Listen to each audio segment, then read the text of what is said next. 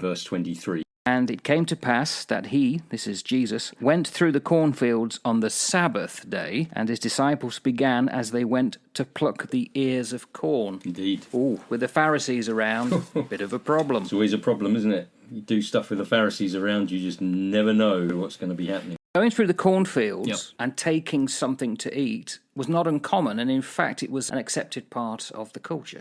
Yes, it was not uncommon. The cornfields, or the corn, which is interpreted here as corn in the English and the King James Version, is actually the Greek word stachus, which refers to like the cluster of seeds at the top of the grain on barley or wheat. And in the New Testament, that term is restricted to wheat. So it is walking within wheat fields, not cornfields. Just a modest distinction with the way that the language is. It wasn't an unusual thing to be able to glean corn like that. It was gleaning rites. There were certain rites that were set out in the Torah, in Leviticus and Deuteronomy, that allowed the poor, the needy, the alien, the orphan, the widow, and those that were travelling on a journey to glean the corn like this. But nothing is ever wasted in Scripture. No. Everything that is included there is there for a reason. Yeah. So when we read through the cornfields, the key here is on the Sabbath day. Now that's mentioned, and it's setting up something that has become, or we could say is the kernel, forgive the pun, of a conflict that is going to be long running now, it already is, with Jesus and the Pharisees, isn't it? Is that there were certain laws, certain expectations that you could not or you must do on Sabbath. We've got the scene being set. We've got this rubbing together of the heads of corn. Now, any Jewish person reading this wouldn't bat an eyelid at this point. There's nothing significant going on here. It's when we get into verse 24, and the Pharisees said unto him, Behold, why do they on the Sabbath day that which is not lawful? Well, straight away,